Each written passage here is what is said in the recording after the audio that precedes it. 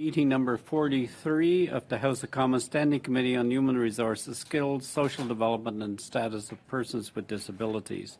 Today's meeting is taking place pursuant to House Order of June 23, 2022, and therefore members are attending in person and remotely using Zoom. To ensure an orderly meeting, I would like to make a few comments for the benefits of the witnesses and members appearing virtually. Before speaking, please wait until I recognize you by name. For those participating virtually, please use the raise hand function. Before speaking, click on the microphone icon to activate your own mic. Those in the room, it will be controlled here by the verification officer. You may speak in the official language of your choice. Interpretation services are available. For those participating virtually, you can choose either official language with the icon on your surface. Unless there are exceptional circumstances, the use of headsets with a boom microphone provided by the House of Commons is mandatory for everyone participating remotely who wish to speak. That is for the benefit of the interpretation services so they can do the translation accurately. I would like to remind all participants that screenshots or taking photos during the meeting are not permitted. Should any technical issue arise during the meeting, please get my attention. We'll suspend until it's clarified. Bill C-22 is an act to reduce poverty and support the financial security of persons with disabilities by establishing the Canada Disability Benefit and making a consequential amendment to the Income Tax Act. Pursuant to order of reference of Tuesday, October the 18th, 2022, the committee will resume its study of Bill C-22. I would like to take a moment to remind those participating in today's meeting, as well as those observing the proceedings in person and on video, that the committee adopted a motion on Monday, October the 24th, that included instructions for the clerk to explore options to allow for the participation of all witnesses and members of the public in the context of the consideration of Bill C-22.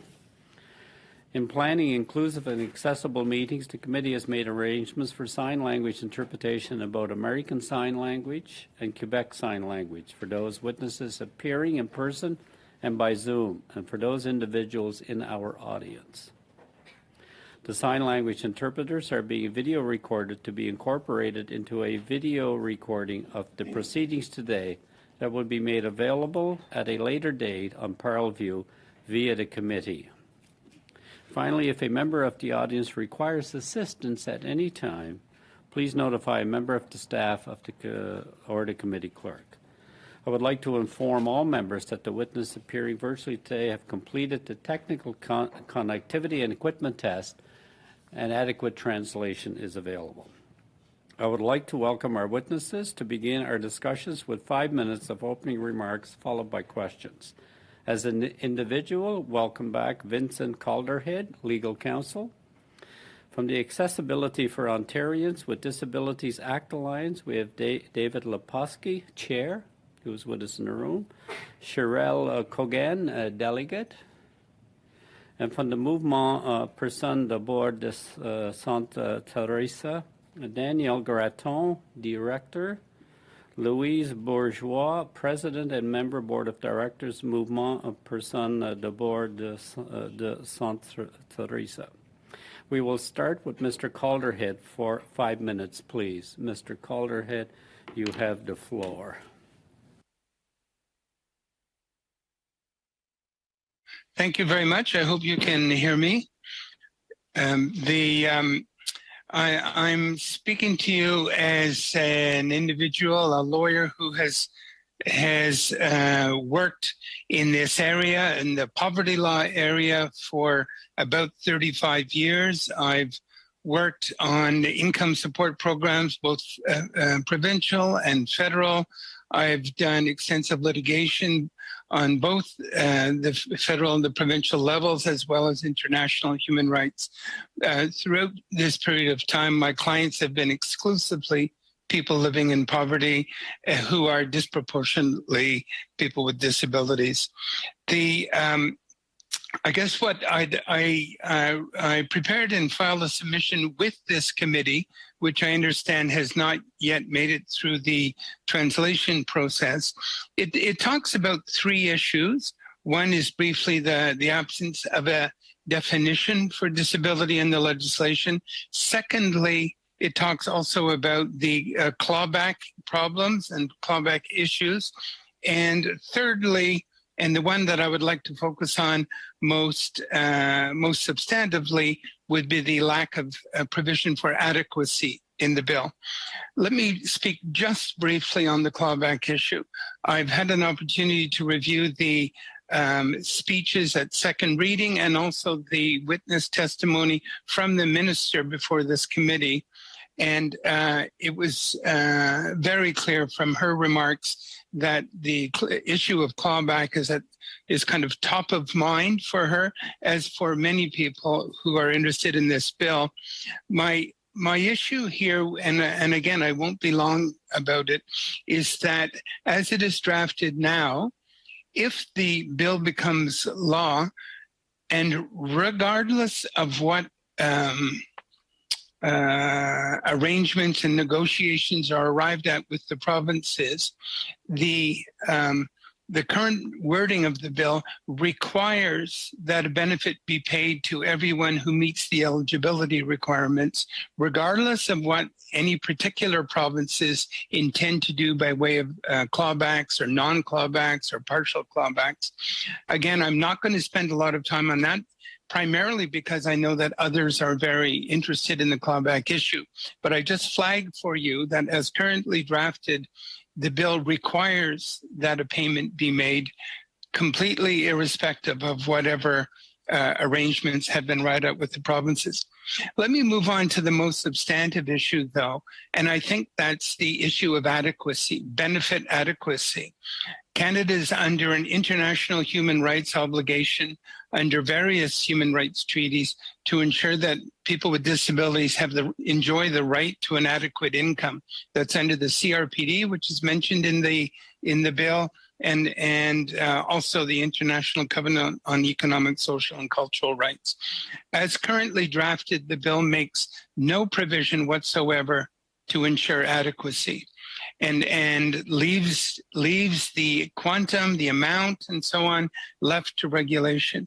This is the moment that adequacy needs to be included in the legislation. It's required, I would submit, to ensure compliance with international human rights law, also with Canada's constitutional commitments under Section 36 of the Constitution, specifically Section 36(1)(c) sets out a joint federal-provincial commitment to ensure that services of reasonable quality are made available to all Canadians. Reasonable here must include, must for sure meet the adequacy tests set out by the official poverty line in Canada. Now, that's strictly on income support. With respect to people with disabilities, of course, there must be measures taken to ensure that the cost of their disabilities are taken into account. And so in my submission to you, I have set out at the very end of it a proposed amendment to the bill, which can be found out, and I would submit it could be an amendment to Section 5 of the bill, and could be simply read: a benefit paid under subsection 1 must be sufficient to ensure that the person to whom it is paid does not live below the official poverty line as defined in Section 2 of the Poverty Reduction Act. That clearly needs to be interpreted and applied in a way which takes into account costs of disability.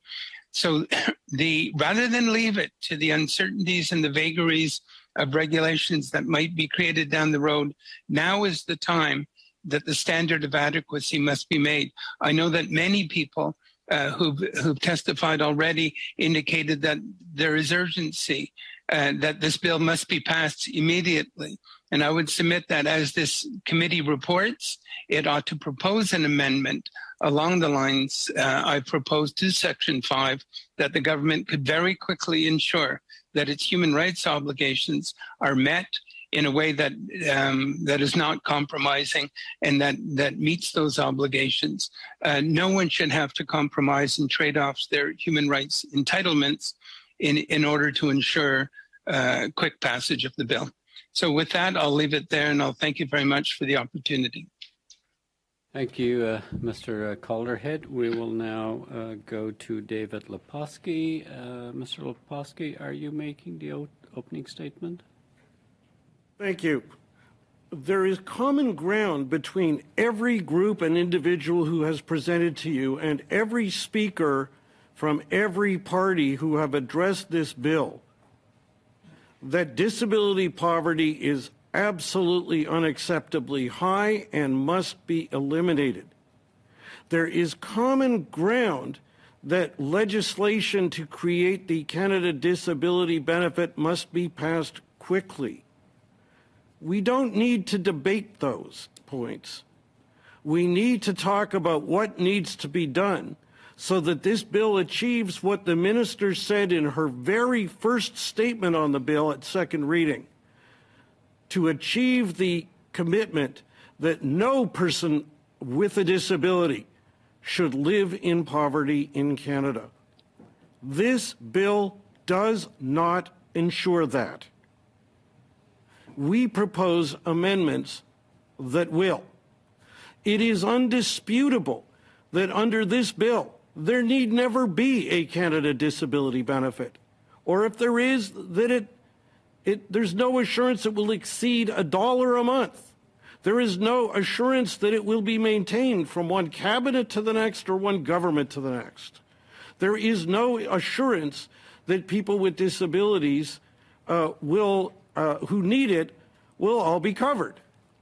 There is only one policy decision in this bill that is clear, and that is that upwards of a third of all people with disabilities over the age of 15 are assured that they cannot receive this benefit no matter how poor they are. We propose amendments that will speed up getting money into people's pockets because as drafted now, this bill is a formula for that happening slowly, not quickly. To support what we are tabling, and that I will quickly summarize, we've tabled with you an open letter already signed by 37 organizations drawn from 6 provinces, a wide spectrum of disabilities, national and very local organizations, uniting around an agenda of 6 reforms. The government has committed itself to the maxim, nothing about us without us. This letter is the us that the government must listen to. First, this bill cuts out anyone over the age that is to be defined as working age. Upwards of a third of people with disabilities over the age of 15 are themselves over the age of 65. And that makes sense because aging is the greatest cause of disability. 35% of people like me who are visually impaired are 65 or older, or over the age of 65. They are cut out of this bill completely. We ask you to change that. Allow Cabinet to create a Canada Disability Benefit that leaves no impoverished person with a disability behind. In support of that, I say something with which no one can disagree. Disability poverty does not end at age 65. There is no reason why a person, if they get the Canada Disability Benefit before that age, should ever experience a fall off, a reduction in their income upon achieving the age of 65. Number 2, this bill should set, as you just heard, some kind of minimum or standard to assure to impoverished people with disabilities what they're going to get. Now, the open letter talks about a minimum dollar amount which Cabinet can raise but cannot go below.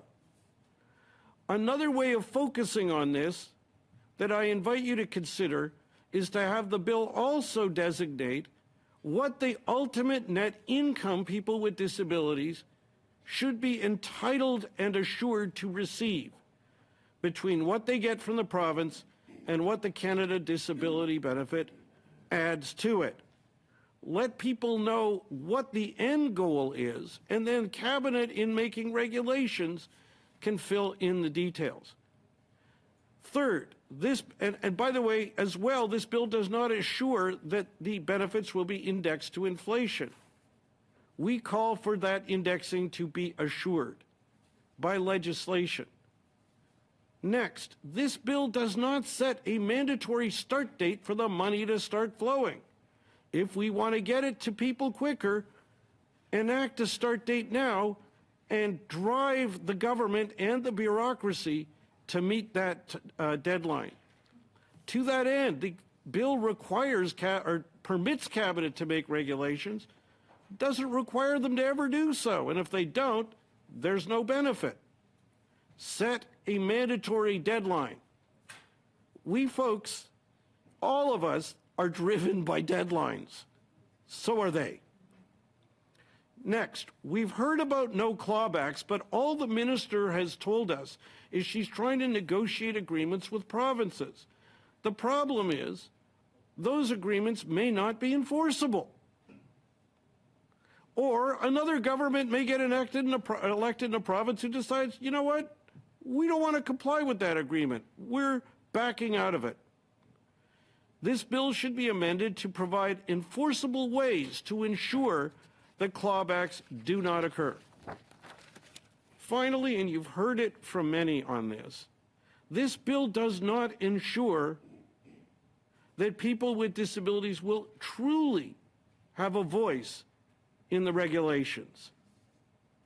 Now, it's nice that the bill in its preamble recites the principle about nothing about us without us, but nothing requires the government to consult with us. But more importantly, I accept the government will now, but that doesn't assure that the next government will, and the one after that.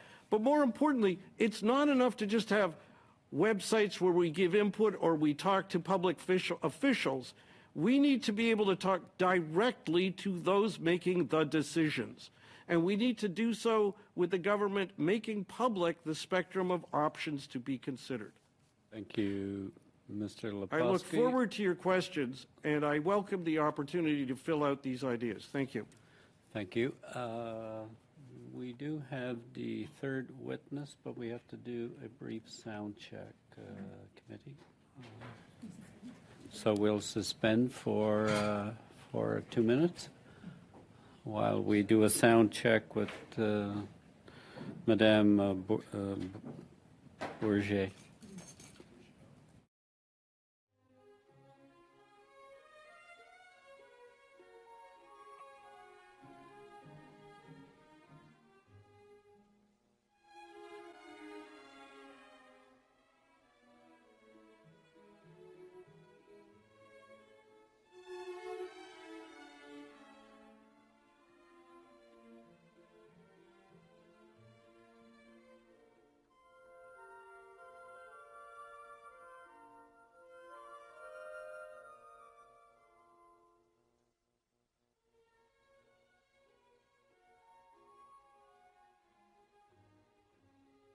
Committee will now move to the mouvement Personne de bord de Sainte Teresa, and I believe Madame Bourgeois will make the opening 5-minute statement. Madame, you have the floor.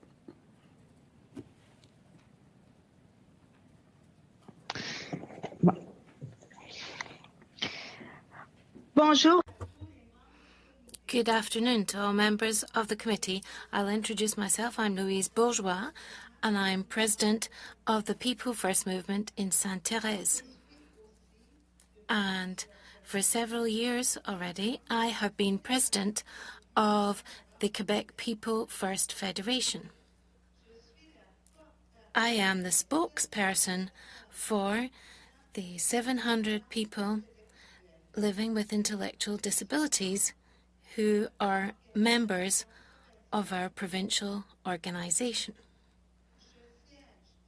I sit on the People First Board of Directors of Canada, together with my colleagues from other provinces and territories.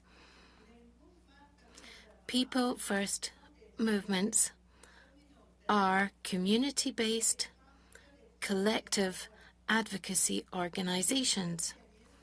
Our organizations are run by people themselves and for these same people. They're self-advocates.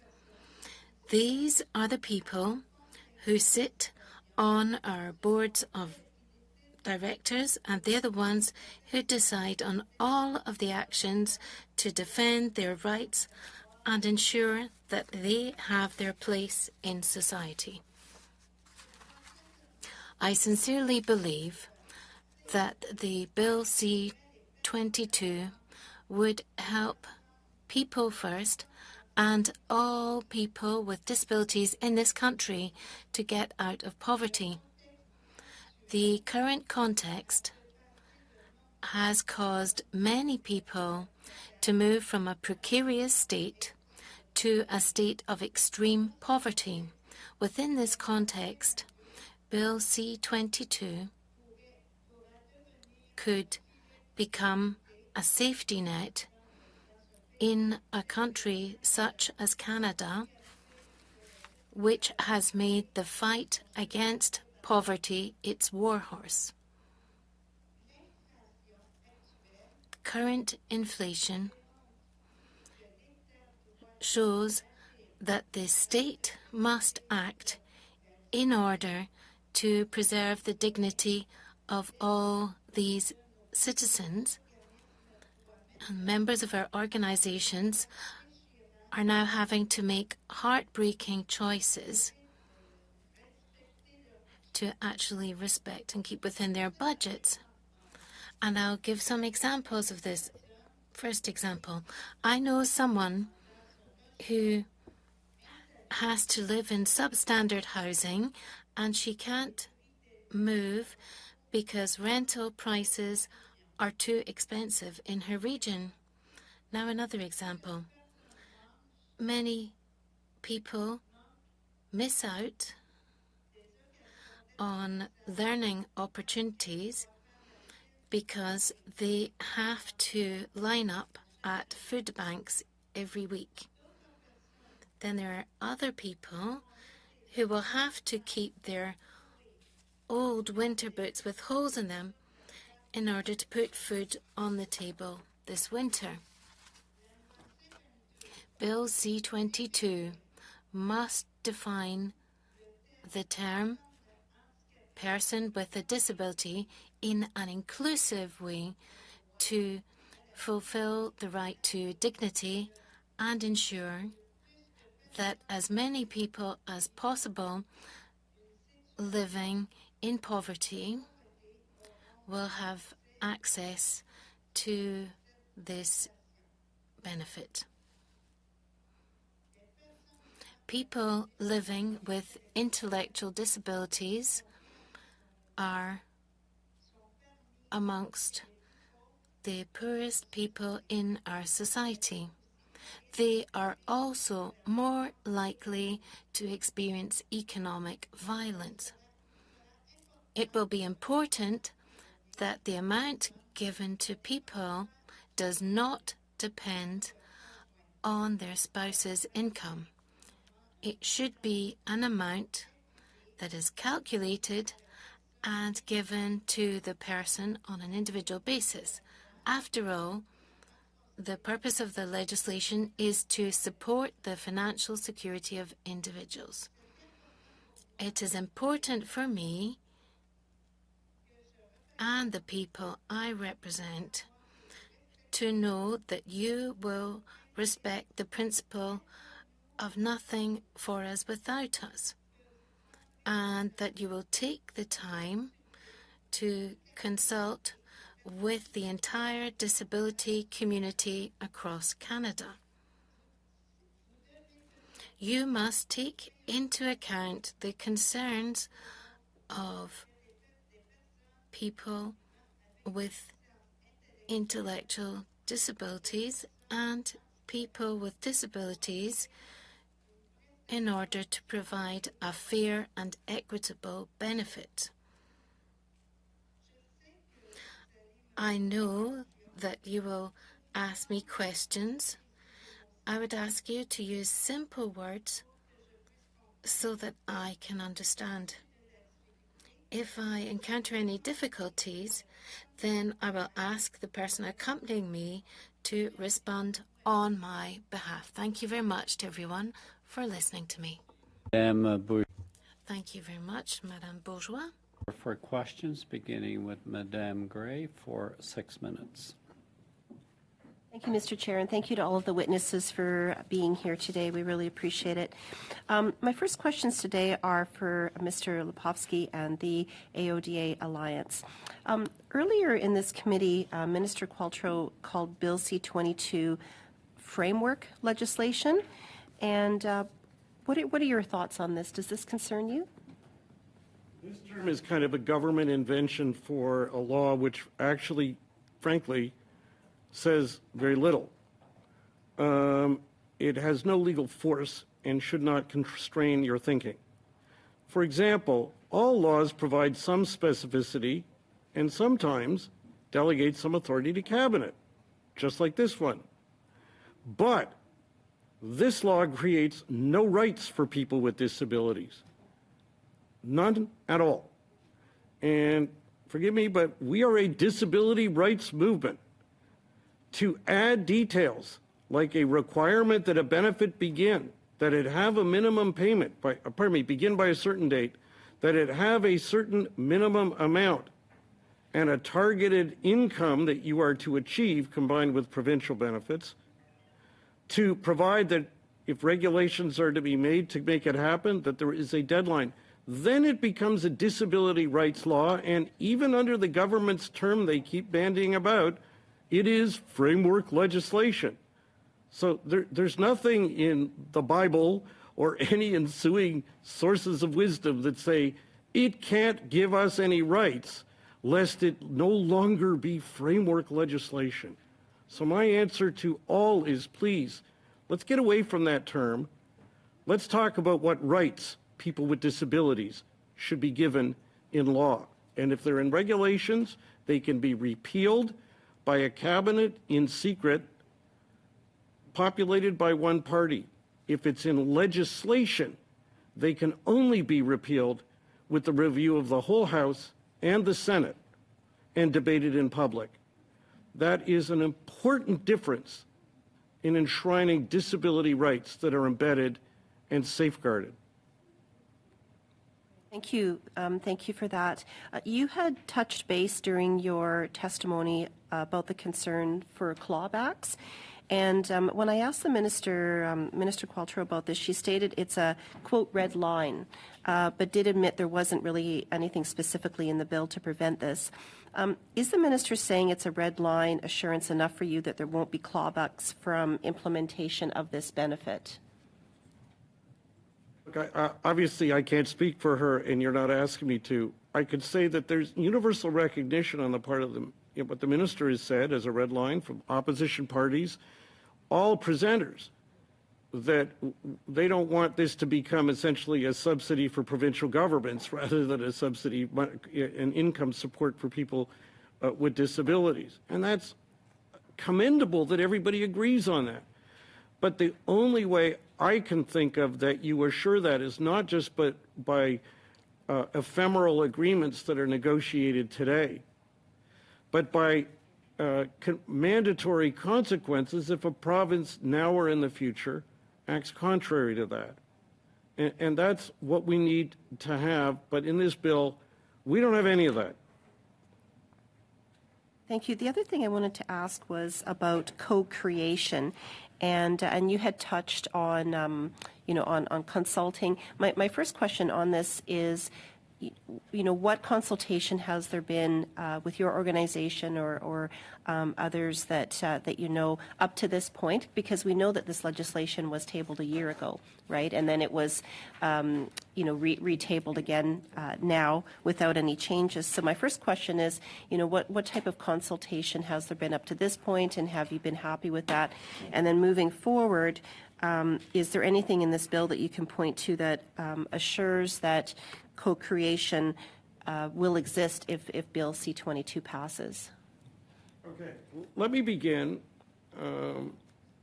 by saying that my coalition has not been engaged in the consultations up to now, and I'm not in a position to, and I don't propose to comment on them because we haven't, because our advocacy focus is accessibility. There are very good disability poverty experts, and when it comes to issues like how much amount or how much should the payment be and who should be eligible and how quickly we need it, they're the folks to turn to. Our focus is on what makes legislation, what ensures that legislation will work and what eliminates barriers from legislation. On the issue of co-creation, let me just summarize what I understand. Number one, the group that spoke of that before you was Disability Without Poverty, who are an important voice on disability poverty issues. And what they said they mean by it is that people with disabilities will have an equal seat at the decision-making table. And in fact, in their presentation on October 31st, I'm paraphrasing, they said it's more than just consulting and engaging with us. Now, I don't propose to speak for them. That would totally not be appropriate. But I can say this, nothing in this bill gives people with disabilities any seat in the cabinet room, because they're the deciders. Cabinet's the deciders. Moreover, we don't even get in the cabinet room because there's secret proceedings. Moreover, the minister, in fairness, has never, at least in anything I saw in public debates on the bill in the House or at this committee, committed to co-creation. She committed to engagement and consultation. What I would conclude with is this. It is valuable, of course, to hear our voice, but we need to build it in so we really get to know what we're giving input on. That means the options on the table, and that we really get to speak to those who actually decide, not anybody, not any intermediaries. Now that raises practical problems because there's a lot of us. Oski and Madame Gray, you may continue that in a further line of questioning. Mr. Long, for 6 minutes, please. Thank you, Chair. Good afternoon to our witnesses. Good afternoon, colleagues. Welcome back, Mr. Lepofsky. Thanks for your contribution to C-81. That was the landmark legislation, the Accessible Canada Act, that we put through last session. To kind of spread it around a bit, my questions will be for Mr. Calderhead and Ms. Bourgeois.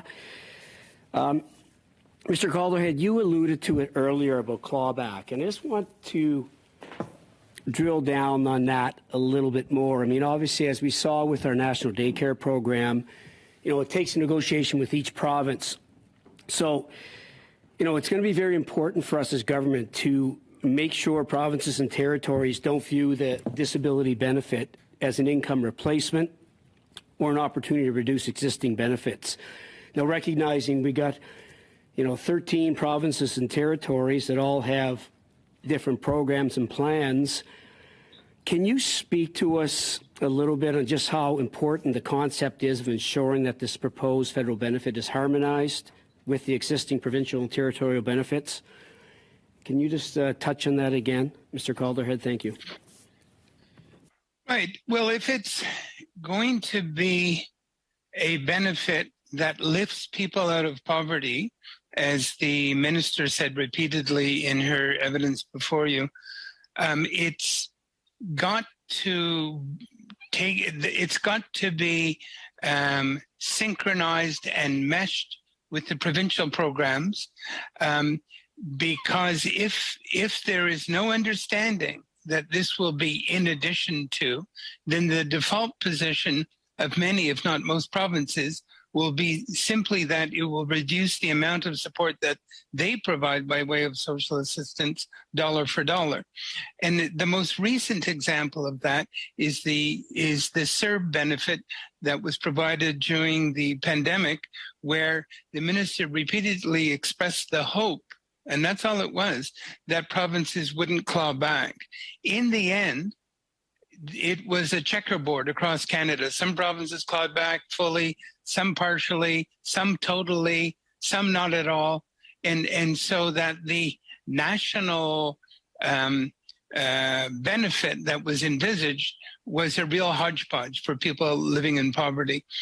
So it will be absolutely important that that happened. Having said that, as I mentioned, the bill as it's drafted now, requires that benefits be paid irrespective of whether any provinces claw back or don't claw back. And that's why the bill must be amended to better reflect the importance of the clawback issue. So you would see kind of a province by province negotiation, if you will, for acceptance? I think each province, the fact that each province is providing different levels of social assistance support needs to be taken into account. For example, I think one of the witnesses said in the case of a province that already provides assistance up to the poverty line, then a different approach will be taken.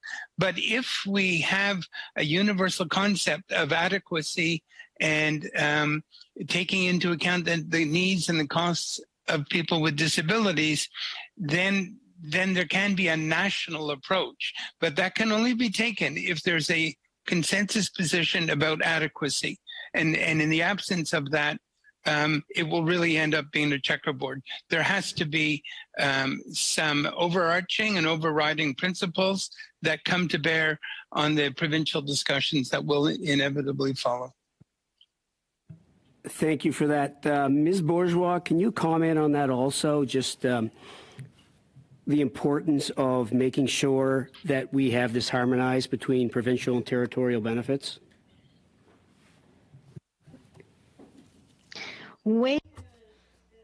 Yes, it's important for me and for all the people involved because there are many living in poverty, and this has to stop. People have to receive financial assistance so that they can really make ends meet, so that a person can have proper winter boots and have adequate housing where they feel comfortable in their own home. That's it. Louise, est-ce que tu veux que je rajoute? Louise, would you like me to add something, perhaps? Yes, please go ahead, Danielle. Yes, Mr. Chair, I would like to add something to what has been said by my president. Is that possible, sir? Answer, Madame Gratton. Okay. Okay. So, in Quebec, people have expressed big concerns about possibly receiving an amount from the federal government and then systematically on our side at the provincial level, then seeing our benefits lowered that we receive from the provincial government. So I think that we share what's been said by other speakers previously. We've got the same concern. The same concern about this match. If the legislation does not set an amount that it believes to be important in terms of income, then it will be difficult to hold the negotiations with the provinces. And then you've asked, do we need to harmonise this in order to avoid what's been said by Mr. Vincent Calderhead? We have to make sure that it doesn't become a complete patchwork. So I think that the federal government has to take the lead, therefore, and has to put on the negotiating table something that's pan-Canadian in its approach. Otherwise, there will be as many systems as the number of provinces and territories that exist, and that would not be desirable, and I'm sure it's not what the government wants to do either. Madame Graton. Thank you very much, Ms. Graton and Mr. Long. Now, Madame Chabot for 6 minutes, please.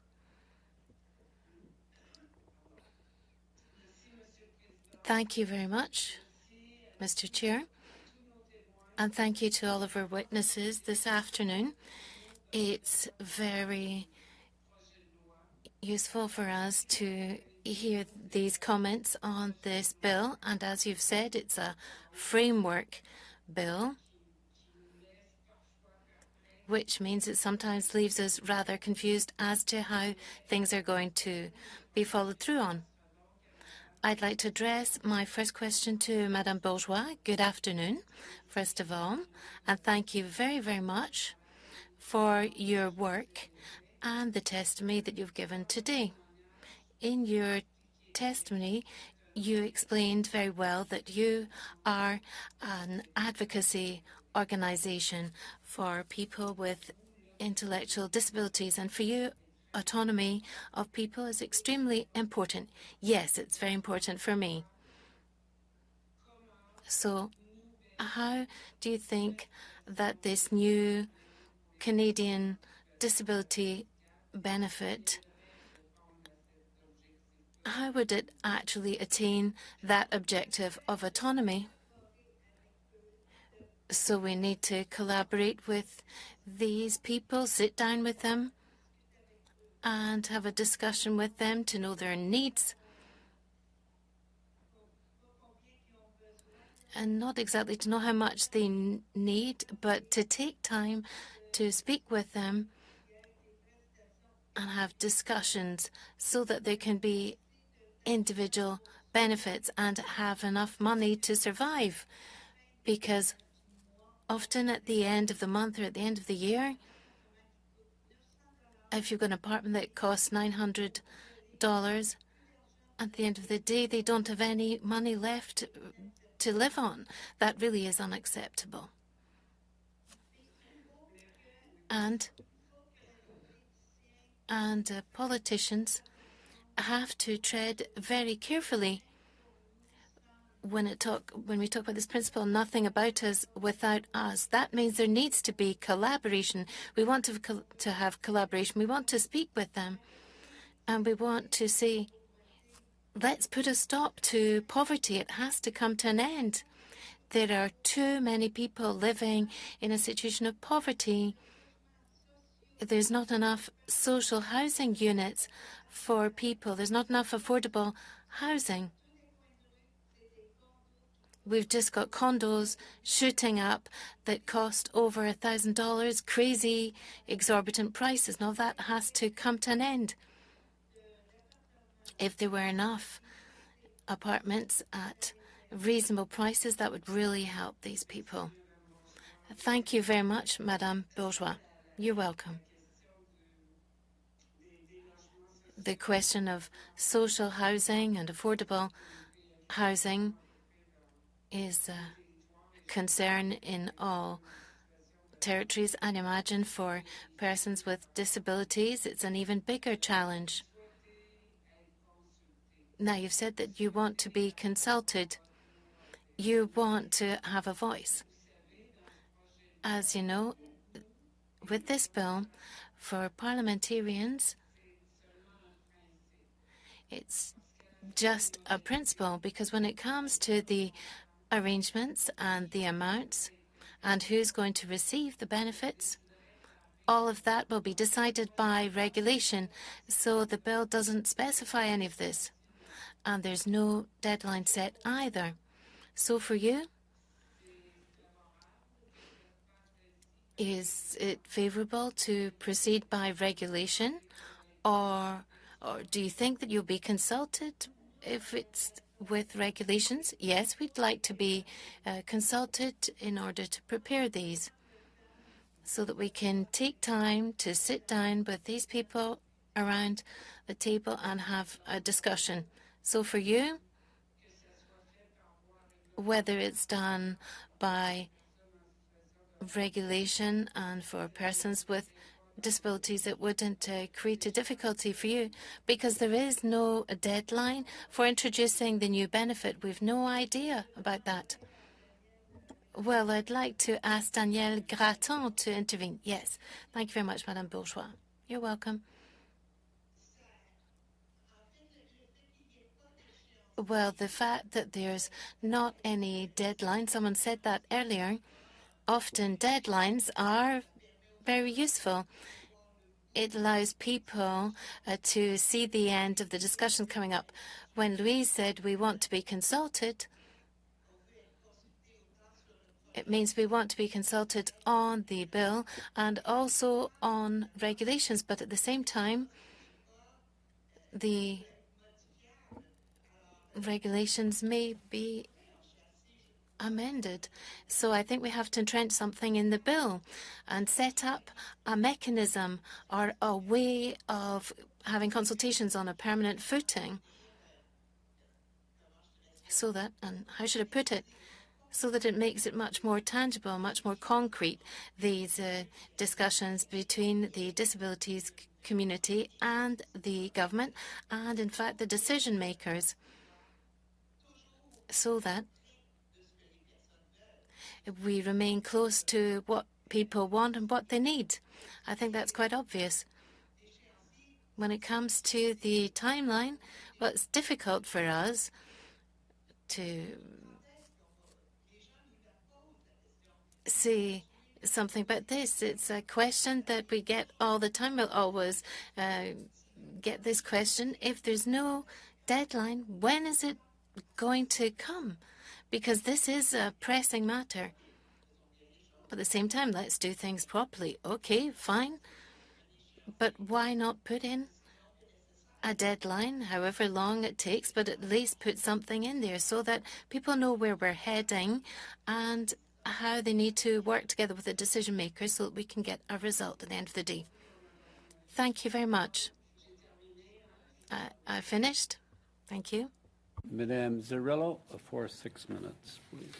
Thank you, Mr. Chair, and I really appreciate the witness testimony today, and it's an interesting discussion about rights, and I kind of wanted to revisit the discussion around rights. So if I have the chance, I'm going to go to Mr. Lepofsky second just to talk about, he had mentioned that the amendments would speed up getting money to the people. I want to ask him about that. But first, I just wanted to ask Mr. Calderhead, who mentioned that now is the time to get the standard of adequacy included in this bill because of the human rights framing. And I just wanted to ask Mr. Calderhead, what rights are currently not being met or at risk, and how could adequacy solve that? Thank you very much. The key here is that the federal government is now on the edge or at the point of having a once-in-a-lifetime opportunity to ensure that people with disabilities no longer live in poverty. And in order to do that, in order to get it right, they have to take measures, importantly with the provinces, and come to arrangements with the provinces, but also the federal government's own role to ensure that the right to an adequate income set out in the International Covenant on Economic, Social, and Cultural Rights, set out in the CRPD, which is mentioned in the bill, that those human rights obligations finally get implemented and respected. Now is the time to do that. If the bill is not amended, coming out of this committee or subsequently, to ensure adequacy, then whether or not adequacy ever gets respected in the regulations is entirely unpredictable, and from my experience of 35 years, very unlikely. If Canada wants to ensure that it's respecting its obligation to ensure that people with disabilities have the right to an adequate income and enjoy that right, then put it in the bill. The minister said repeatedly that the purpose of the bill was to lift people with disabilities out of poverty. Then that should be in the bill. Thank you very much, Mr. Calderhead. And I just wanted to go over to Mr. Lepofsky, because you did make the statement about amendments to the bill could speed up getting money to people. And I'm just wondering if you could expand a little bit on how getting amendments would help to speed up the bill.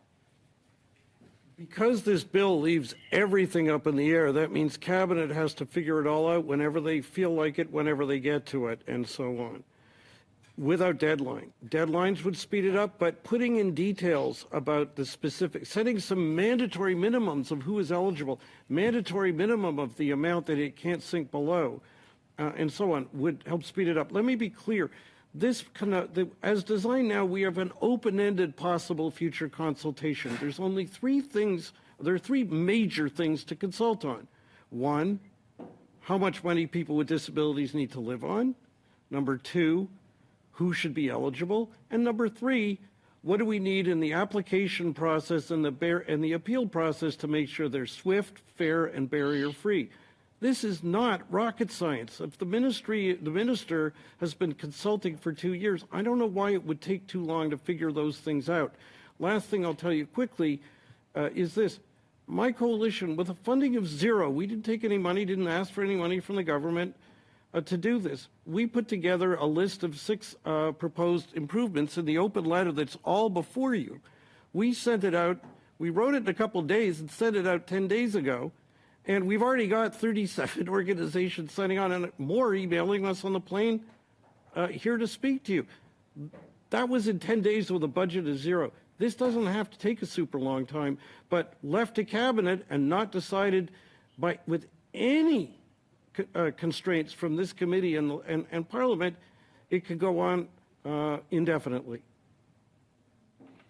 And just to follow up on that question, when you say to go on indefinitely, in your best estimate, without any guidelines, without any amendments, without any commitments or guardrails, so to say, how long do you really think this will take if it passes as is? How long do I think it will take? Yeah. To get regulations. Oh, I have no idea, because the government could decide something else is important, or someone could intervene and say, we don't want to spend money on this now, or whatever, or it could take less time, but they end up with less dollars. And so one thing I know about all of us is we work better to deadline. And the other thing I know is if this committee takes the messages on which these 37 organizations have united, and if you go through the briefs and the submissions, you've got many of those support various, if not many, if not most, of what's in our open letter. You've got the agenda for change. It's just a matter of putting it together and coming up with the wording. Thank you. And I'm just going to go back to Mr. Calderhead, because one of the things that you said, Mr. Calderhead, was no one should have to trade off human rights for quick passages of the bill. And that's sticking with me a little bit today, because I think we should be able to get both. So I wonder if you could just share what you think the risk is. I know you've mentioned a few, but if you could just reiterate the risk of letting this go as is. Sure. To persons with disabilities. The evidence from, I think it was November 2nd, when the committee heard witnesses then and subsequently, was really very compelling. People were telling you that adequacy is important, ending poverty is important, and we have to get this right. And then and knowing that they're referring to human rights, essential human rights, the right to an adequate income. And for those witnesses to say, but we have to be pragmatic. We really want it passed quickly. We really have to have it passed quickly. And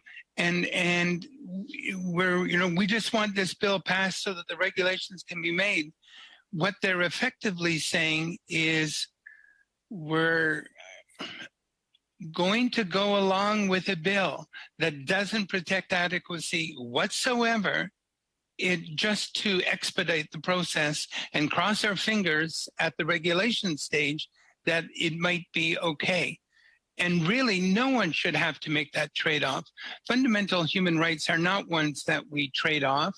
That is to say, if you give up on adequacy, we'll agree to pass the bill quickly.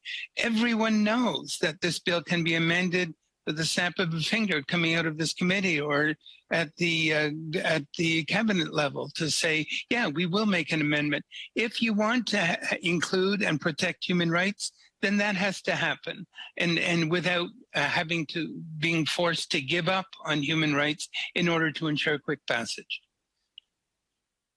Madame Zarrillo, Madame Ferry, for 5 minutes. Thank you, Mr. Chair, and thank you to all of the witnesses for being here. It's Michelle Ferreri, Member of Parliament for Peterborough-Kawartha. And thank you for all of your honest testimony and helping try to achieve two things quickly and properly. I have a question, if I may, for Mr. Lepofsky for the AODA Alliance. There was a headline news article before I got here. It just popped up in my news feed, and it was from City News, and it said MAID, medical assistance in dying, as an alternative to poverty. And I'm curious on your thoughts of if you think this is a growing concern among the disabled community and the alternative to use MAID as a resource. I would welcome an opportunity to come back before this committee in its study of medically assisted suicide because I believe that that practice has run amok.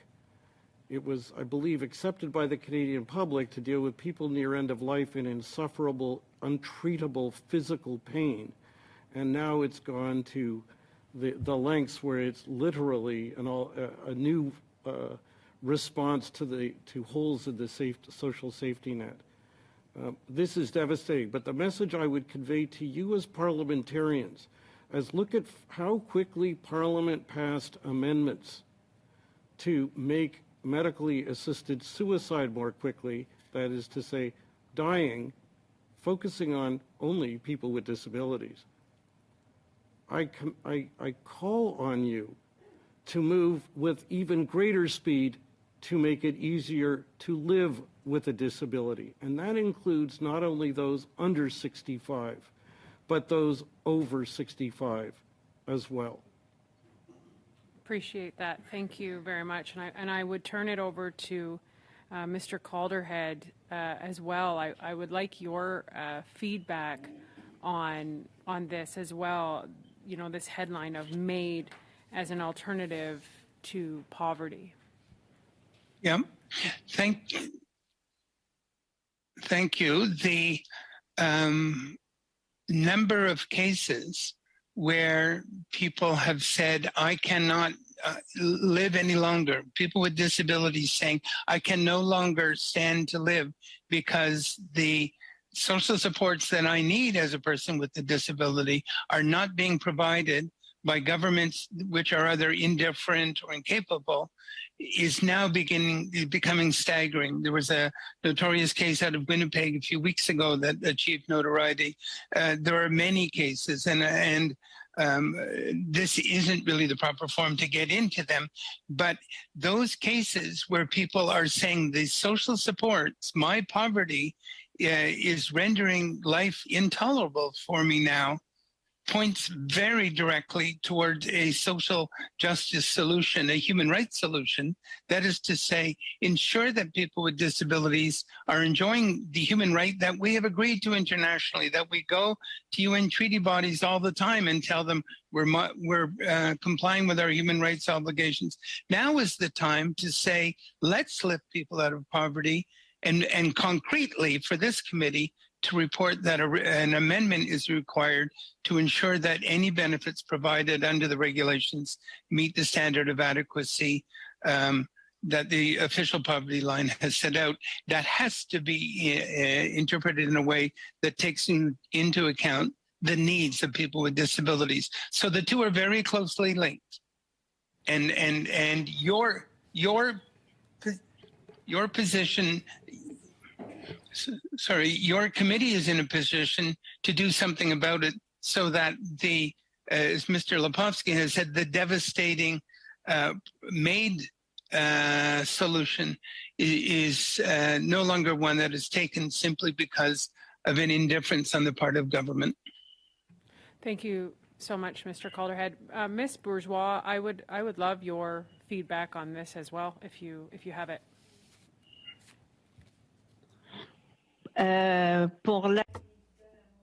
For MAID, I would ask Danielle to help me to answer on that question, please. Well, here, we can't speak for everyone, but amongst our members, this is not something that's been discussed or brought up, so I won't go into that at all. But for people in Quebec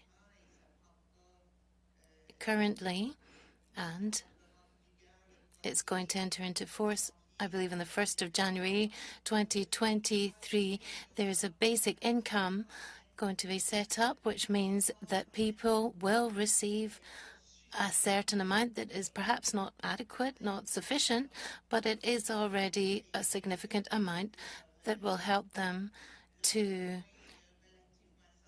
meet their relatively essential needs. It's not perfect. It's not a complete solution. I think the federal level can step in and complement that. But for the moment, MAID is not part of our considerations.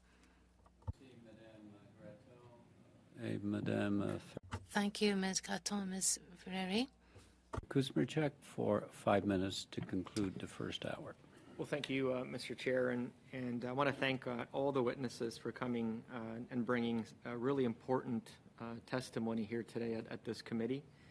And absolutely, we are hearing loud and clear from all of our witnesses the urgency that is there to make sure that we deliver the supports that Canadians with disabilities urgently require. We're over, is it? And that's something that was repeated time and again at this committee, and it's something that is guiding our work here. We also heard very clearly in previous testimony that we heard at this committee from witnesses who said, who urged, quote, urgent passage of Bill C-22 through the House and through this committee. We heard other witnesses say that this needs to move forward without, quote, without delay. And there was even one witness who testified and said, simply, get her done. And that seems to be the sentiment that we've heard time again as well, that there is tremendous urgency. And so I wanted to ask Ms. Bourgeois if she can comment on how vital it is that we get this bill and this legislation passed through committee and passed through the House. Yes. For us, it's important because there's an urgent need in terms of poverty. People with disabilities should not be pushed aside. There needs to be enough money for them to survive. Here, there's people who are really finding it hard to make ends meet, and it's really heartbreaking to witness this. It's really painful to see this. We have to help these people. It's pressing. It's an urgent matter.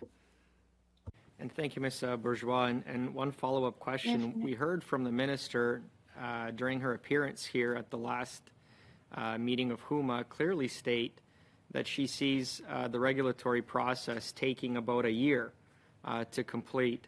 How important was it to hear the minister give a clear timeline and a clear endpoint in terms of the next stage, which would be the regulatory process? This is the process where we work together with the disability community to co-create and co-design the Canada Disability. Was it important to hear that directly from the minister, that it's the process is going to take about a year? That this is not going to be an open-ended process?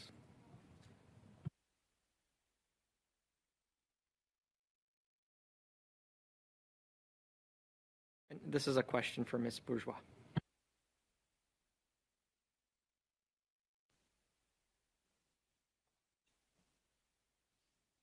Est-ce que tu as compris la question? Did you understand the question, Louise? No. Well, the question was a bit complicated for Louise, for Madame Bourgeois. In fact, you're asking basically whether it was reassuring to hear from the minister that the regulatory process could take a year. I believe that's what you asked. On the one hand, yes, that could be reassuring. On the other hand, if the legislation does not set any deadlines, as has been mentioned by other speakers earlier, then it just remains regulations. But we hope, and that's what Madame Bourgeois has been saying from the outset, we really hope that we will manage to find a way with the disability community and with the provincial negotiations to find a way of getting the best solution. And I think that within the provinces and the federal government and in the disability community, there are people prepared to sit down and work on something together and make this more tangible. With Louise, we've worked on this draft bill that's perhaps taken 2 years, but we've worked with different statutory committees, and people are very much involved in developing this bill and implementation, and we had regular meetings. We did this, so it's possible to do this sort of thing. So I'm sure people will be able to sit down together and come up with a process so that we consult with the provinces and at the same time consult with the people involved and find something at the end of the day that will respect a minimum amount needed for people to live decently and also respect their right to a decent income. Thank you. Merci, Madame Graton. Thank you very much, Madame Graton. Mirchuk, that concludes the first hour. We will suspend for a few moments. Thanks to the witnesses for appearing and giving testimony during the first hour. We'll suspend for a few minutes while we transition to the second round. For appearing and providing the testimony to the committee members. We'll suspend for a couple of minutes.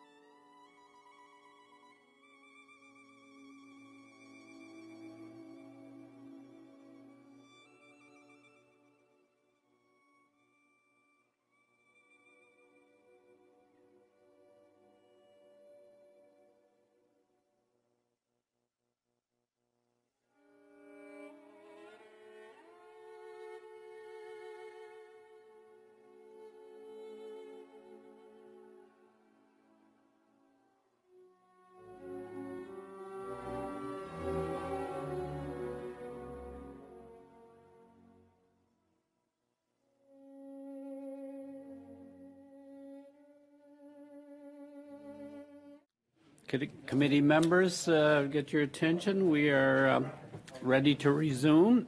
Welcome back. The committee is resuming its study of Bill C-22, an act to reduce poverty and to support the financial security of persons with disabilities by establishing the Canada Disability Benefit Making Consequential Amendments to the Income Tax Act.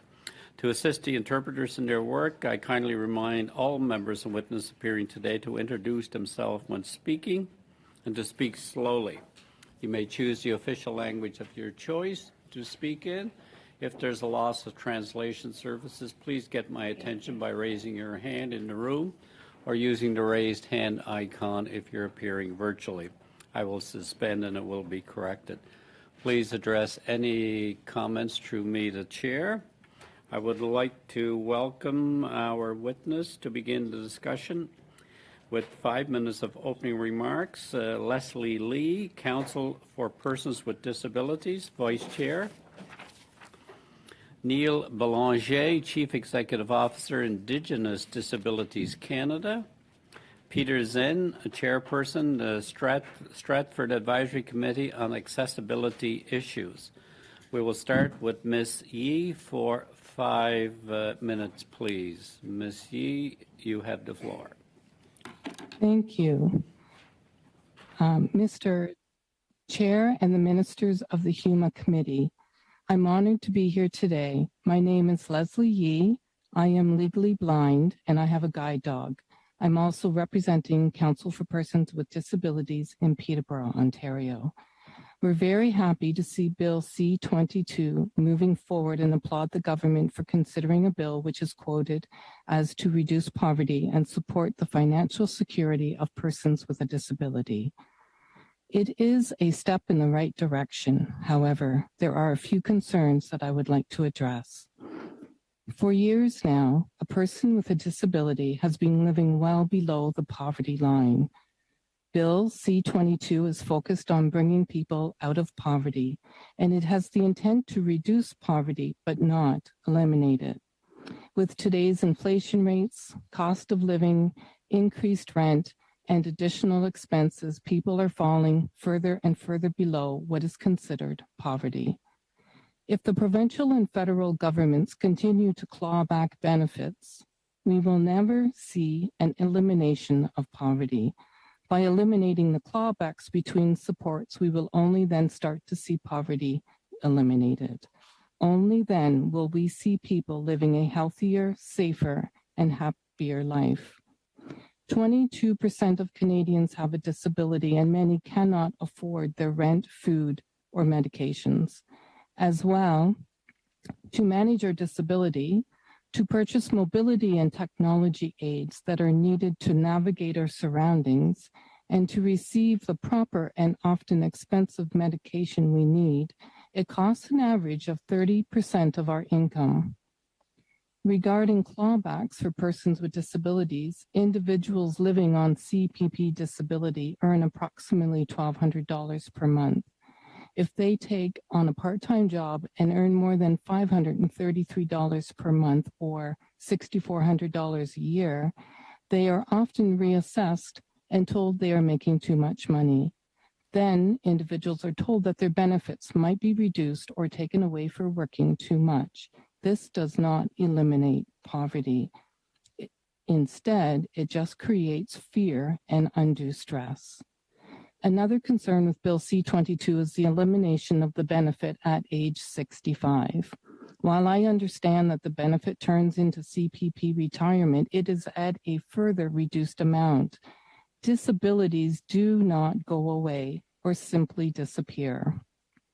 Individuals with disabilities still need aids, our medications, and supports. In fact, these are only aspirated by increased age.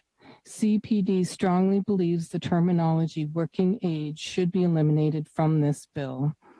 Bill C-22 should also be lifting seniors with disabilities out of poverty. People with disabilities have the same desires, hopes, and expectations as able-bodied citizens. We want to be part of our community, contribute to society by paying taxes and volunteering and supporting one another. Living a healthy and safe life is a human right, not a privilege. No one deserves to live below the poverty line, especially a poverty line that is currently below the cost of living. I commend the committee for assessing Bill C-22, but respectfully ask that the wording of this bill be looked at carefully. All eligibility criteria, including any restrictions, should be reviewed carefully and determined through the development of the regulations. The wording of the Canadian Disability Benefit Act should not be allowed to impose any limitations or create more barriers.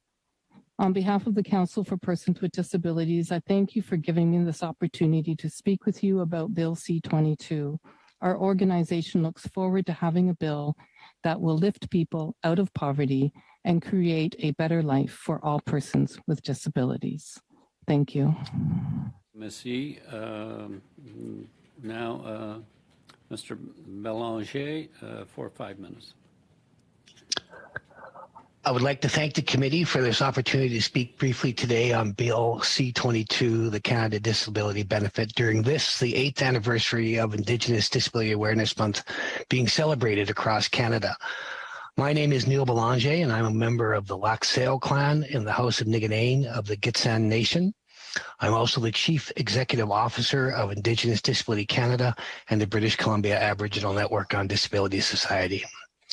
Before I begin, I'd like to acknowledge the Esquimalt and Songhees peoples whose territories I'm pleased to live and work on and where I am presenting from today. Over 1.8 million people identify as being Indigenous in Canada. Indigenous people experience a rate of disability higher than that of the general population at over 30%, equating to approximately 600,000 Indigenous people living with a disability in Canada. In addition to higher rates of disability, Indigenous people and communities experience higher rates of poverty. In 2016, it was reported by Stats Canada that 4 to 5 or 80% of Indigenous communities had a median income under the poverty line. Over the past 30 years, our organization has provided a number of direct programs and services available to Indigenous persons with disabilities residing with Indigenous and non-Indigenous communities, with the overwhelming majority living in systemic poverty. Living in systemic poverty restricts Indigenous people with disabilities and their ability to be active and included members of their communities. In addition to poverty, Indigenous people with disabilities face other barriers, such as anti-Indigenous racism, lack of disability and health-related programs and services, lack of safe, affordable, and accessible housing, inaccessible communities, gender-based violence, jurisdictional issues, lack of transportation, inequity in employment and education, and the list continues. The implementation and delivery of the Canada Disability Benefit would assist Indigenous people with disabilities and their ability to begin to address some of these barriers. That being said, additional and expanded programs, services, and supports federally, provincially, and territorially are necessary for all persons with disabilities, and without their implementation, we will never achieve a fully accessible Canada by 2040. The need for a supplement such as the Canada Disability Benefit has always existed for persons with disabilities living in poverty. However, the urgency has increased exponentially due to inflation coupled with a national housing crisis. While we cannot and would not speak for all Indigenous people with disabilities in Canada, we do know from our work and discussions with our clients that the need for the benefit is now and with no further delays, as they have waited long enough. We can no longer expect persons with disabilities living in poverty to do more with less, to survive on the kindness of others, nor can we passively sit by and feign ignorance to the inequality they endure. It is for these reasons and others that we would urge this committee to fast-track the passing of Bill C-22, and in doing so, enable the work on the regulations to begin in partnership and directed by Indigenous and non-Indigenous people with disabilities. We are in agreement with the process outlined by the Government of Canada for Bill C-22 and fully expect and are confident that we and other members of the Indigenous and non-Indigenous disability community will be at the table as partners and in all aspects. In addition to fast tracking of the bill, we would additionally recommend the following during the development of the regulations. One, as noted by others, ensure that the benefit is not a race to the bottom, but a mechanism to substantially reduce poverty experienced by persons with disabilities. Two, that the benefit takes into consideration the additional expenses and higher costs for necessities of living that persons with disability incur. And three, that the eligibility criteria for the benefit for working age Canadians with disabilities aged 18 to 64 be as broad as possible. Further, is it essential that the federal government continues to work with the provinces and territories to ensure that once the Canadian disability benefit is implemented, that no clawbacks or reductions in federal, provincial, or territorial benefits or supplements occur. As well, a number of other complementary initiatives to the Canada Disability Benefit should be engaged by the federal, provincial, and territorial governments. Some of these include development of an ongoing anti-Indigenous racism and disability discrimination awareness initiatives, development and implementation of federal, provincial, and territorial employment strategies for Indigenous people with disabilities, implementation of generous annual earning exemptions across all jurisdictions for persons with disabilities able to work, expansion and lessening of restrictions pertaining to the Enabling Accessibility Fund, increase federal, provincial, and territorial budget allocations to departments providing resources to disability-related organizations and initiatives, review and modification of the disability tax credit and registered disability savings plan programs, and more. In closing, I would like to thank the committee for this opportunity to speak today and to again express the urgency of getting this bill passed and then work on the regulation development. The time is now. Thank you. Thank you, Mr. Belanger. Mr. Zen, can you hear me? But we cannot hear you. You are muted.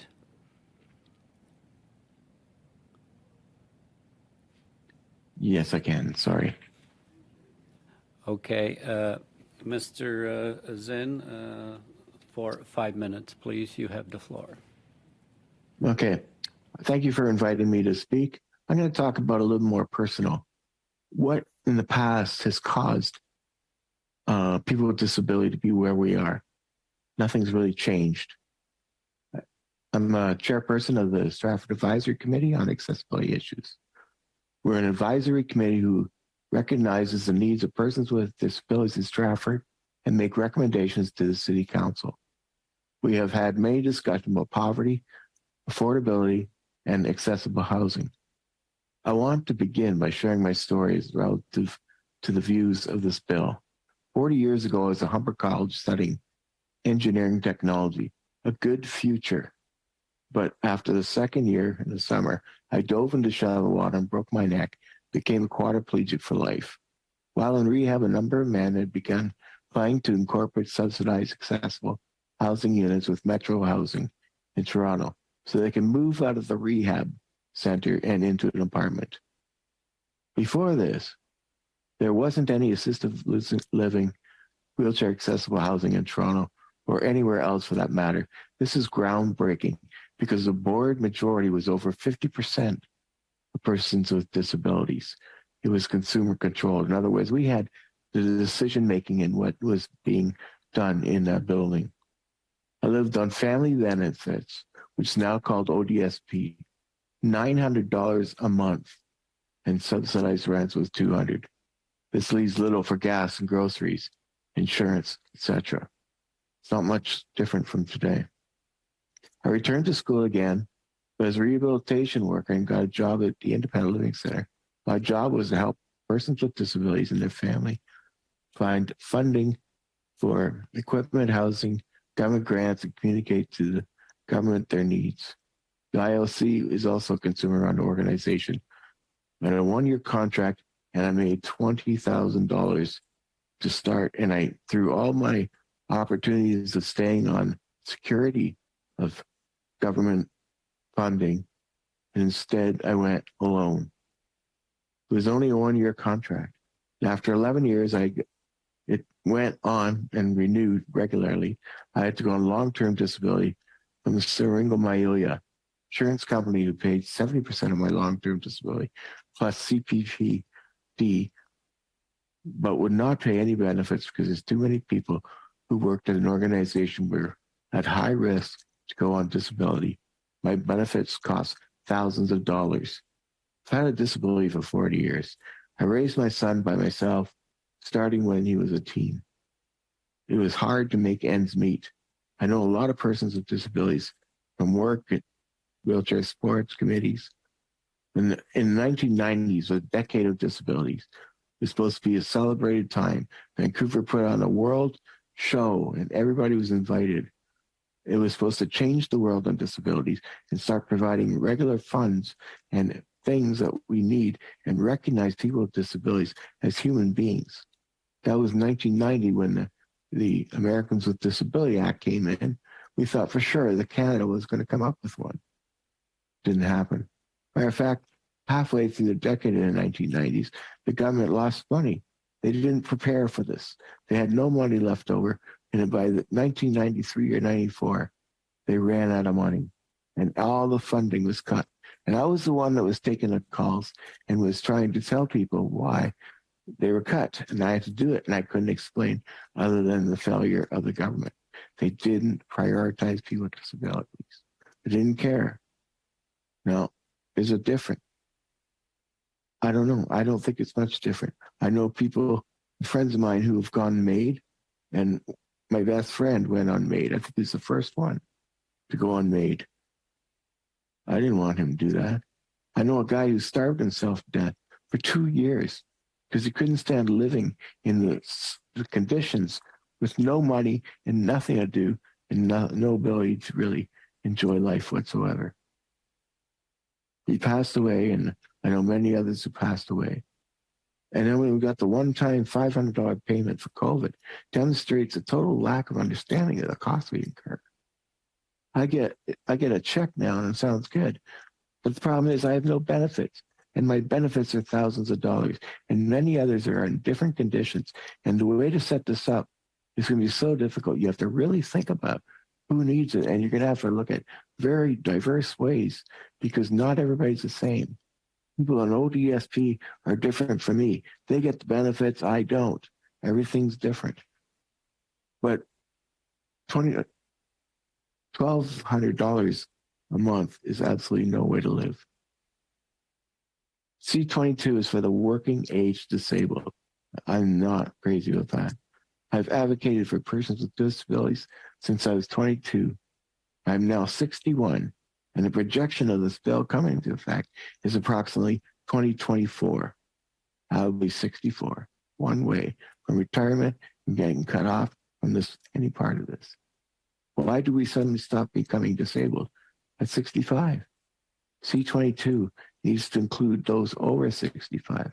Our costs are still high, and we have no ability to save for retirement. I'm in Stratford and very happy there, but we are a rural community. There are higher transportation costs, extremely high housing costs, and very few are accessible, if any. There's one supportive housing unit for the physically disabled, and the building condition is in dire need of repair. We also have a homeless problem due to mental health. Many are in Stratford who have a disability, whether physical, intellectual, or with mental health issues. It will be a challenge to achieve equity. Stratford is expensive, and many rural areas are very expensive. Toronto is expensive, but they all have different expenses and different needs. I hope C22 will be very quickly delivered, but it's got to expand in age. It's got to be equal to what needs of the people are and not having anybody left out. More important, it's to be delivered with the input from the persons with disabilities. Thank you. Thank you, Mr. Zen. We will now go to open the floor to questions, beginning with Mr. Aitchison for 6 minutes, please. Thank you, Mr. Chair. I guess I'll start first with Ms. Yee. Ms. Yee, any chance, did you hear Mr. Leposki's testimony earlier before in the committee? Were you listening in on that? I had heard some of the question and answer period, but I didn't hear him speak initially. Okay. I'd like to ask you a bit about it. I'm hearing over and over again as we go through these committees from various different groups about the importance of getting this passed quickly, because of course there's been nothing quick about any of this, and I can appreciate that. Mr. Leposki made some very, very valid points though about about some amendments that need to be made, and his concern that using regulation to achieve this provides an awful lot of wiggle room for governments to make changes to regulations without going through the process of the House. And I'm wondering if you could speak to that. Do you have any concerns about the way this is being done? Would you prefer to see it, done, with more certainty or quickly as it's being proposed right now, and however the regulations get formed by Cabinet? I definitely think it needs to be done in quickly, because there's definitely a need for it, but it still needs to have full consultation from the disability community, and however that will happen. It's not something that should be passed through just by Cabinet.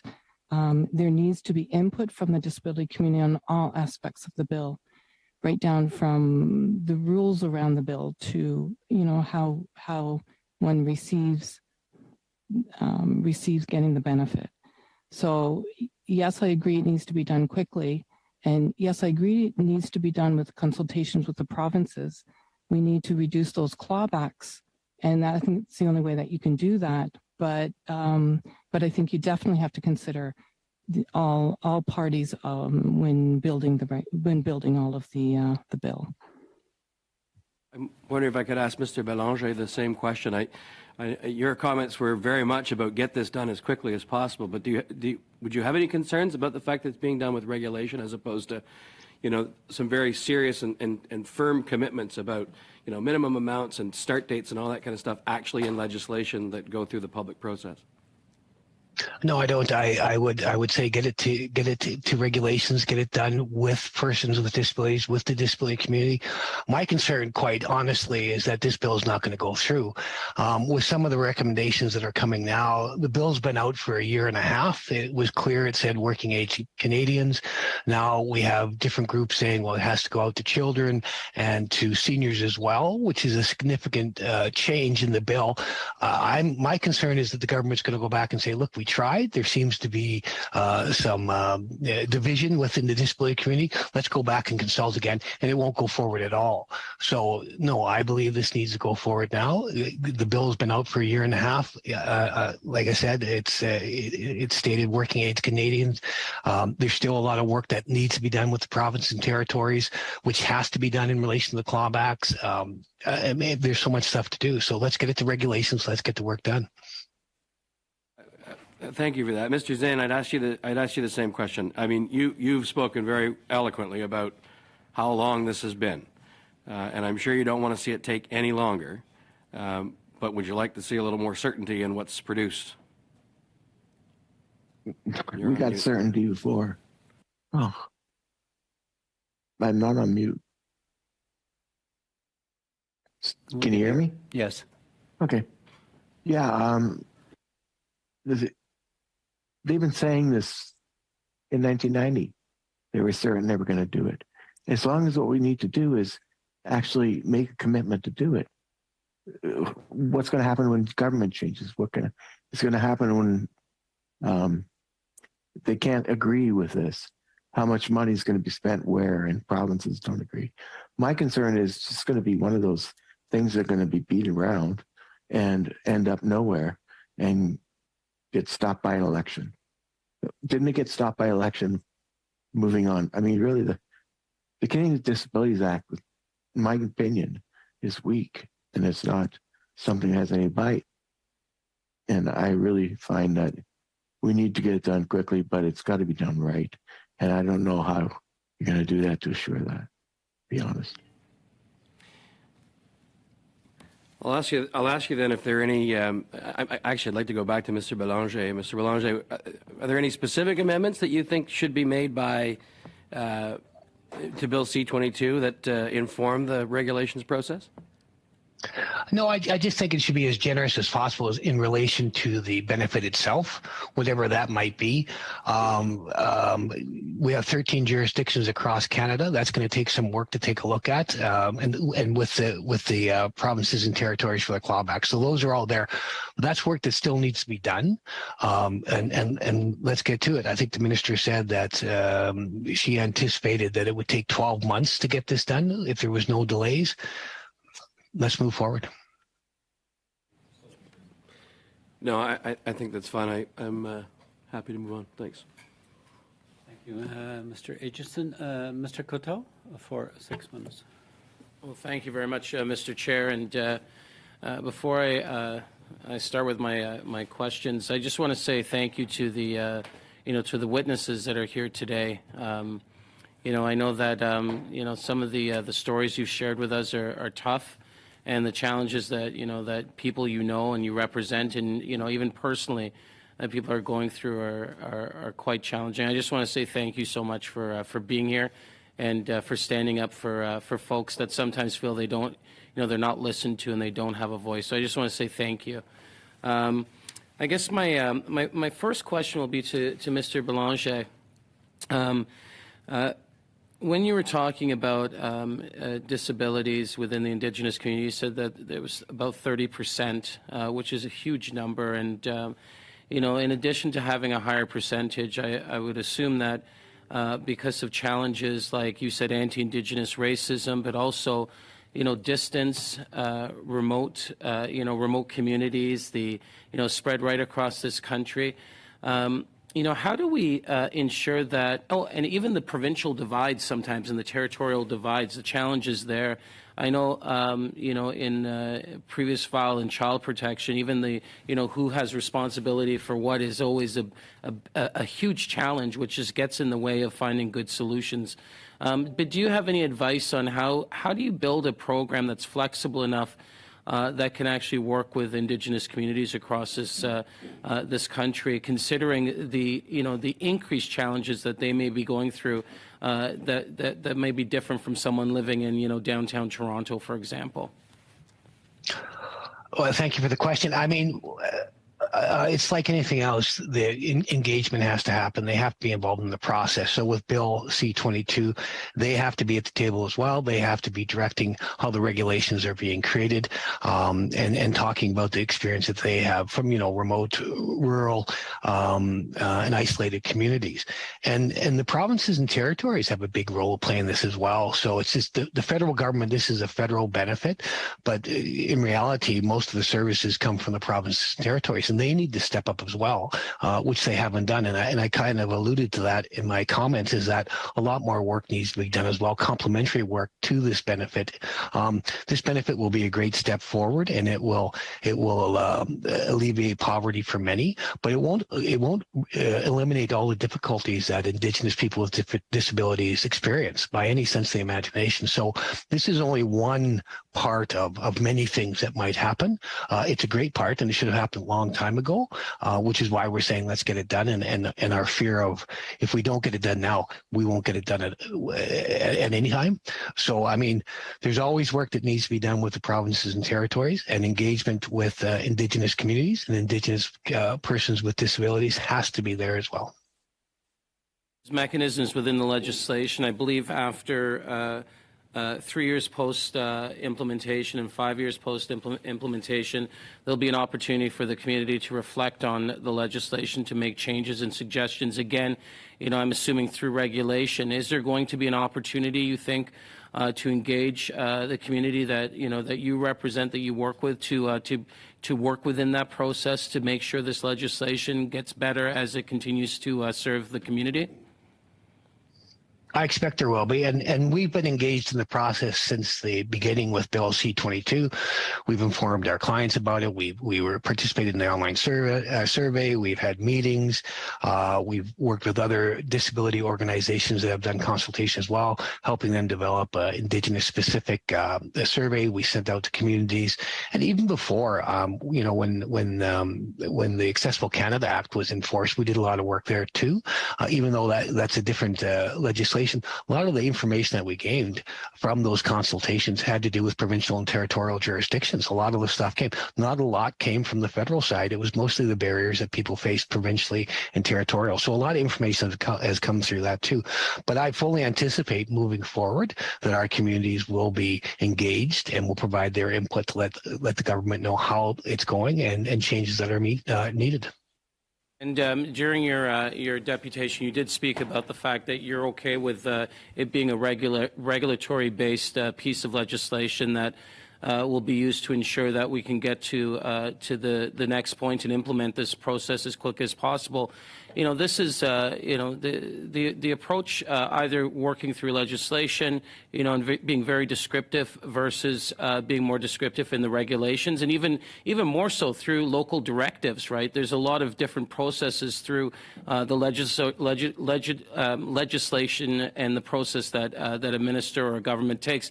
But just to be clear, you're fine with the approach that has been put forward by the department to make sure that we use regulation to get to the next point as quickly as possible?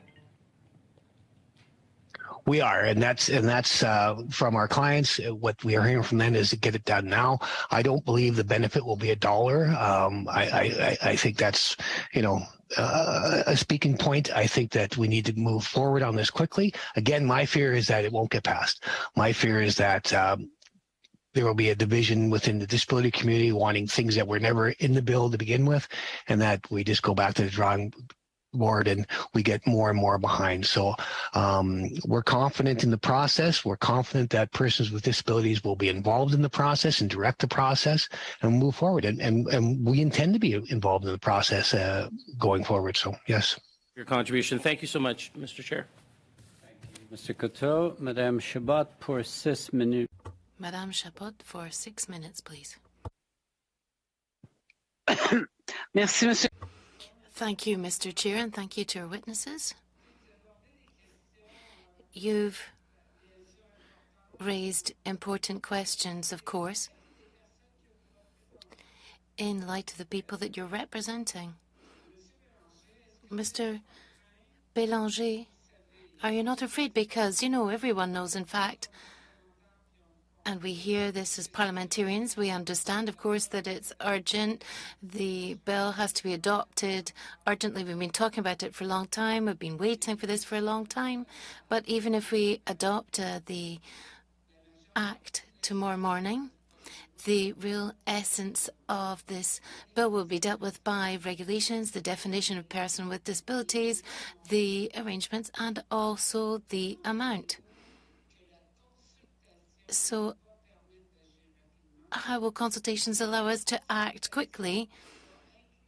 And how will consultations include a vast majority of groups or persons living with disabilities? Because there's diverse realities, especially if we're talking right across Canada.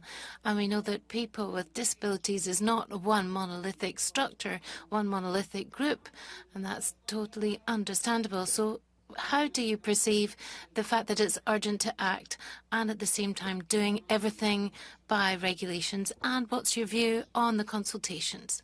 Mr. Bélanger, please. Thank you for the questions. So, as I noted, the consultations have been going on for a while, and even back under the Accessible Canada Act, a lot of the barriers that were noted were in relation to provincial and territorial sectors as opposed to the federal side. So, we've been involved in, with a number of meetings. Our clients have as well. The consultations will continue as it goes forward, and the conversations with provinces and territories, and realistically.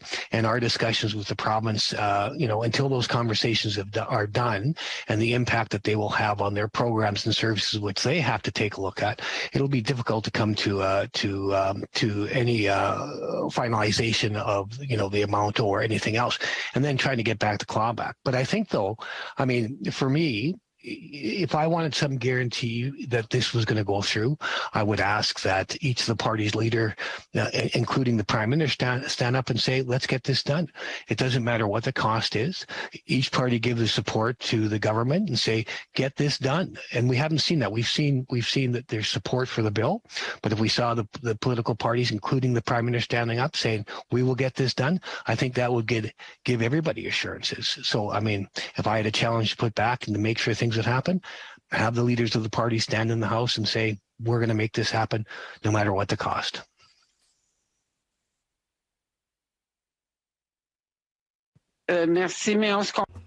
Thank you. Well, we understand that the reality of this bill is not going to happen overnight. And even if the minister had said perhaps a year, we didn't want to make a firm commitment. So we could find ourselves in a situation where this benefit will perhaps actually come to fruition in 3 or 4 years' time. That's our concern in any case. Now, on the benefit, I'm putting the question to all three. It's a simple question. The bill aims at reducing poverty. In your view, what is the minimum threshold that should be guaranteed to persons living with disabilities? What should be the poverty threshold? What should be the poverty line that we should base ourselves on? And perhaps we could start with our first witness to answer.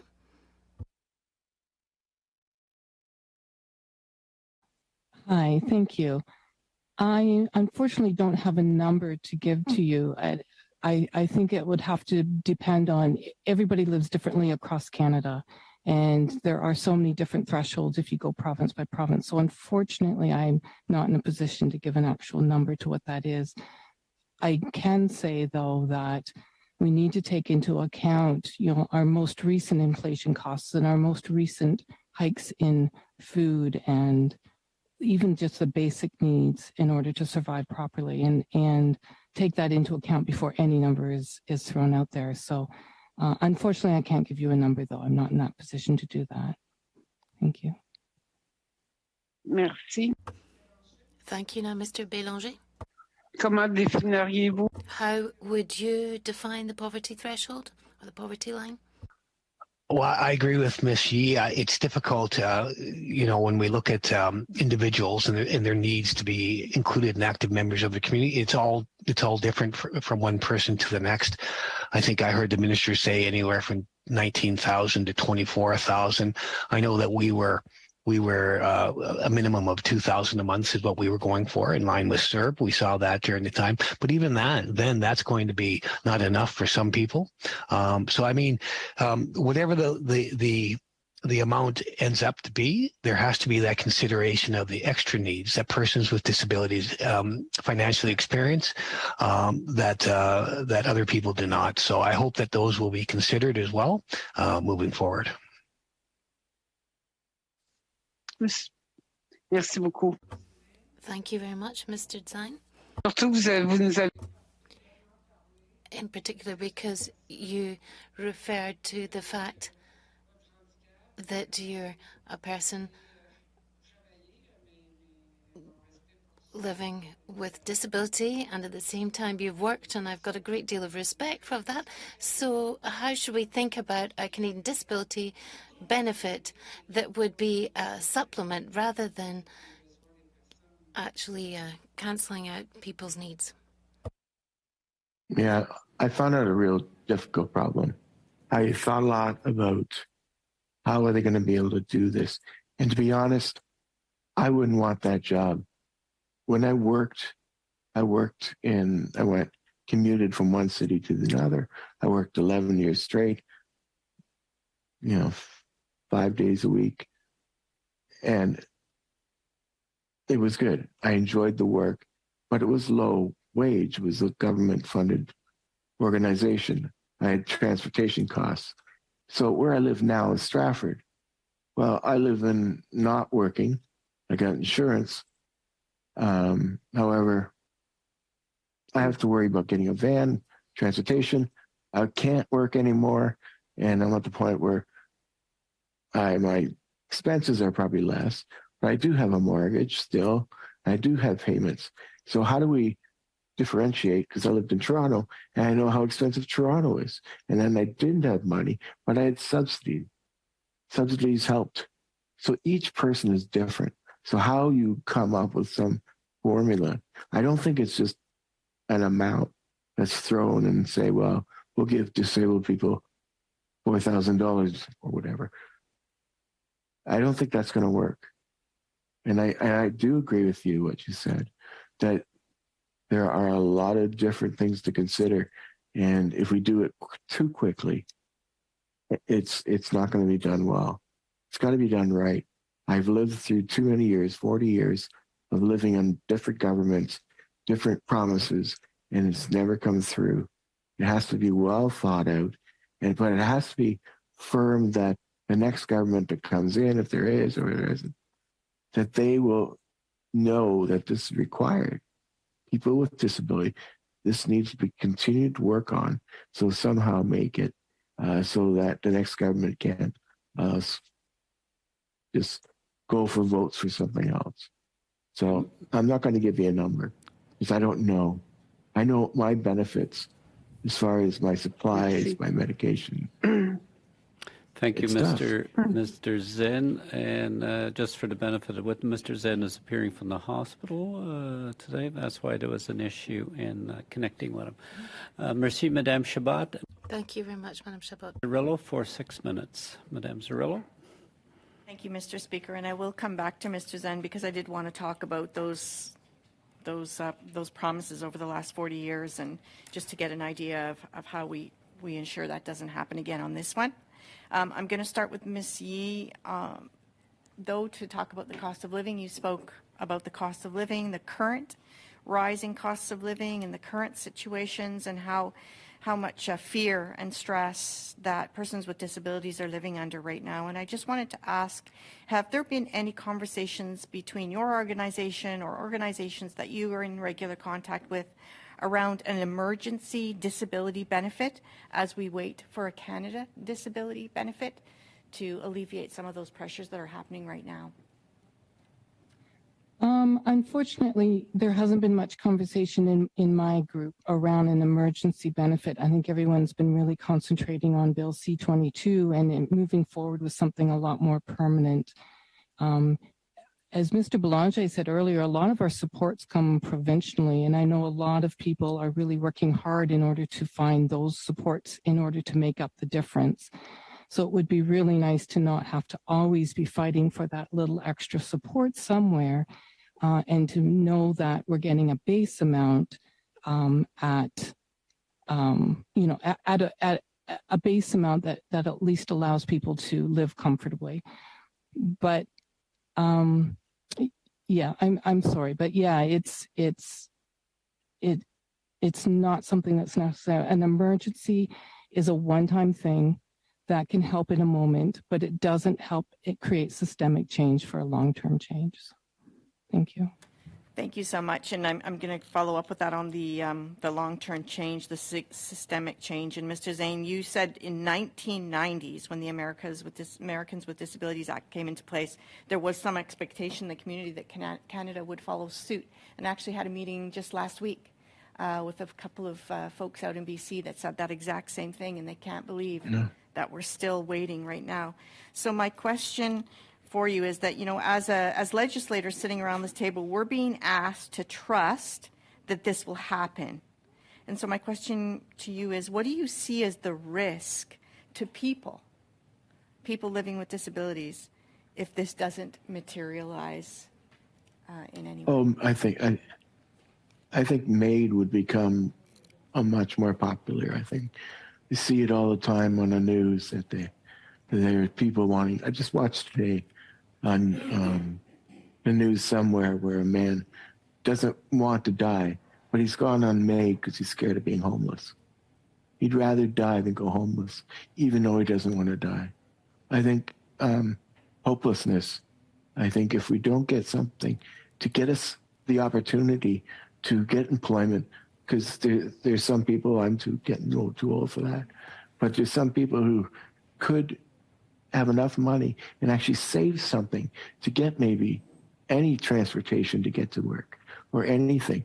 But if there's absolutely nothing offered above, below poverty line, it can't help anybody.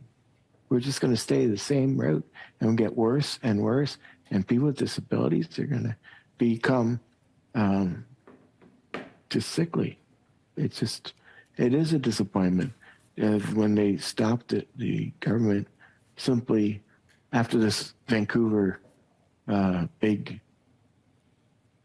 conference, people from all over the world, we're seeing Russian guys on skateboards for wheelchair. But it's changed in other countries. United States didn't take any. It was put in place.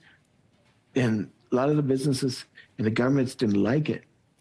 because they said, that's too harsh, that's too hard. But look at them today. If I go to the United States, I can go anywhere. So I know in England, I heard they give cars, they actually give vehicles to people who find employment. They do things that are far and beyond. It doesn't have to be a cash amount. I think it has to be something that would benefit everybody. How that's worked out, I can't tell you. It's just something needs to be done, because right now it's getting worse and worse. And it's disgusting that Canada, one of the top countries in the world, hasn't even looked at the people with disabilities and said they need help. I see money go everywhere and elsewhere to every other group, but I never hear people with disabilities mentioned in Parliament. I actually watch Parliament Channel. I watch the government. I look at the websites, and I don't see anything. It's very rarely I hear people with disability mentioned. I don't know if that answers your question or gives you more problems, but that's the way I feel. No, it does answer the question. And just to follow up on that, I mean, the fall economic statement did come out, and there was really no mention of persons with disabilities and financial relief on that. And I know you're saying other barriers are creating those financial problems. But, you know, I guess I would ask the same question to you as Ms. Yee. Has there been conversations in your circles around the need for some sort of interim benefit while these regulations get worked out or before this benefit becomes a reality? Did you direct that question? Yeah, sorry, Mr. Zane, that was for you. Did you get that one? Sorry. Mr. Zane? Sorry, can you repeat the last part? Yeah, I was just wondering if in your circles there's been any conversations around any kind of emergency benefit while we wait the year or 2 years or even 3 for the Canada Disability No, benefit. we haven't. We haven't. Because I don't know if anybody believes it's going to happen. I don't know. We're a community that's kind of spread around, and I haven't heard much about that at all. So there's lost hope. Look, well, yeah, with me, here I am in the hospital. Do you know why I'm in the hospital? It isn't for my disability. I had a kidney stone exploded. I got pneumonia, Clack's lung, and it went septic. And I got a wound. I've been here since June. Do you know, I could have gone home if I hadn't attended care. There's another thing. There's no units for people to move into. No, I do have a house. My cat, it lives there. That's it. I don't have, we need emergencies for like that. Something to say, okay, we can find this for you, but I don't really know much about that act. Thank you, Mr. Zen, and thank you, Madame Zarillo. That concludes our 2 hours. So I thank the witnesses, and is it the pleasure of the committee to adjourn the meeting? Meeting adjourned. Thank you, committee members, and thank